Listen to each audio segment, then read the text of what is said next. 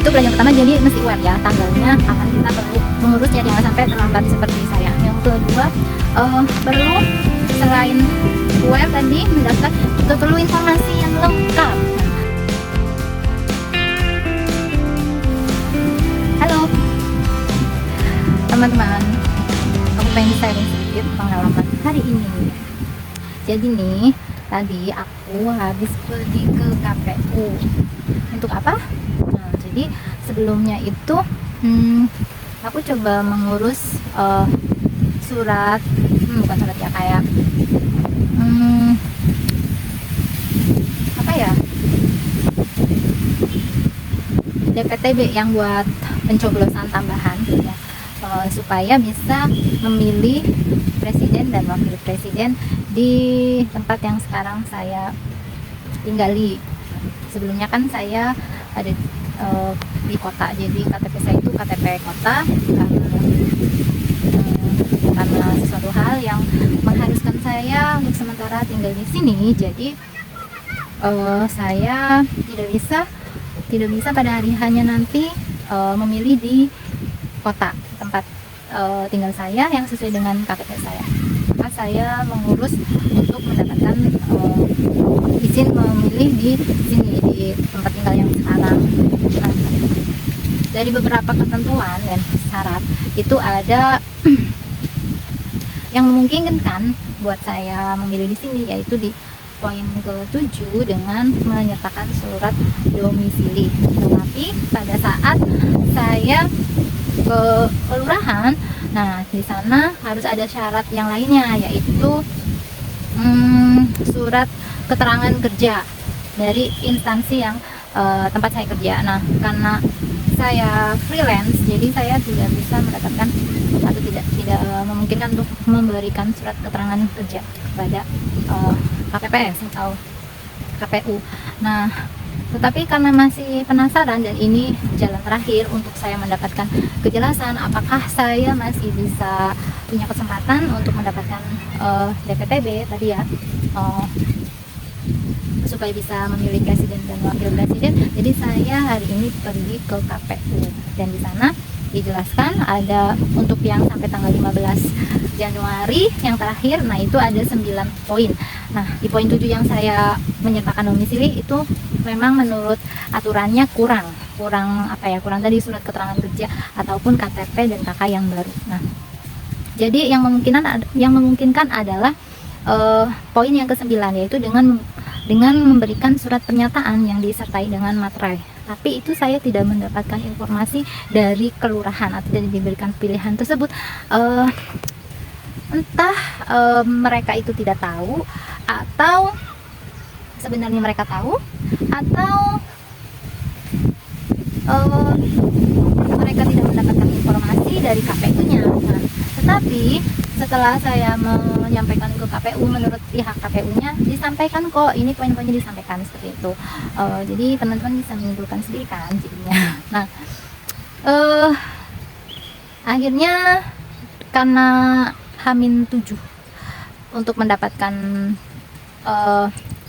izin untuk memilih presiden wakil presiden dengan syarat yang tadi ya, surat pernyataan pada poin 9 itu, dan itu sudah tidak berlaku lagi untuk hari-hari ini karena itu terakhir di tanggal 15 Januari yang lalu. Nah, sedangkan untuk yang saat ini hanya ada 4 poin, di antaranya kalau nggak salah tadi yang pertama itu karena tugas ya, karena tugas kerja gitu, karena tugas. Yang kedua karena tugas rawat inap, tapi dua-duanya perlu surat keterangan dari instansi terkait. Kemudian yang ketiga itu kalau nggak salah bencana alam kayak, dan yang keempat apa itu, intinya dari keempat itu saya tidak memenuhi kriteria tersebut. So bisa dipastikan hari tanggal 14 Februari nanti saya tidak bisa mencoblos di sini, tidak bisa menjadi presiden di sini, tetapi saya bisa mencoblos tapi di daerah tempat tinggal saya sebelumnya sesuai dengan KTP di kota. Nah, tapi itu kemungkinannya kecil karena saya tidak bisa meninggalkan ibu saya sendiri di sini. Ya, Eh, jadi pelajarannya apa ya? Yang pertama, kesalahan saya adalah saya kurang aware, kurang apa ya, kurang peduli karena saya pikir waktunya masih panjang gitu ya. Ternyata tanggal 15 itu ternyata hari terakhir harus menyerahkan syarat untuk pindah mencoblos di sini. Ya hari itu juga siang itu saya kejar ya, sampai saya ke bolak-balik gitu, sampai malam ke kelurahan saya sudah mencobanya, tapi qadarullah akhirnya nggak bisa. Nah itu pelajaran pertama, jadi mesti aware ya tanggalnya kapan kita perlu mengurusnya, jangan sampai terlambat seperti saya. Yang kedua, perlu selain aware tadi mendaftar, juga perlu informasi yang lengkap. Nah, perlu informasi yang lengkap supaya bisa memenuhi syaratnya tadi ya. Satu, kalau waktunya masih ada kemungkinan bisa diurus, tapi karena waktunya sudah lewat jadi tadi nggak bisa diurus. Dan tadi karena tidak tahu ada syarat, poin yang ke-9, jadi saya tidak bisa, tetap terlambat kan, tidak memenuhi syarat untuk di tanggal-tanggal yang sekarang ini.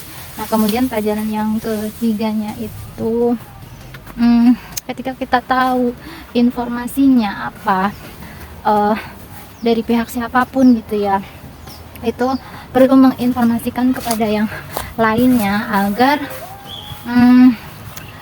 yang lainnya juga dapat informasi yang lengkap, yang cukup.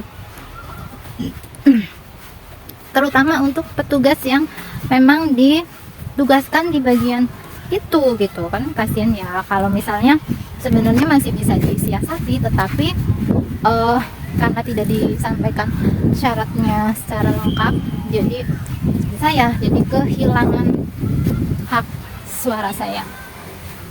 Ya itu pelajarannya. Gimana perasaannya? Ya ada sedikit kecewa, tapi ya salah saya sendiri sih, karena tadi saya kurang aware, jadi terlambat mendaftar.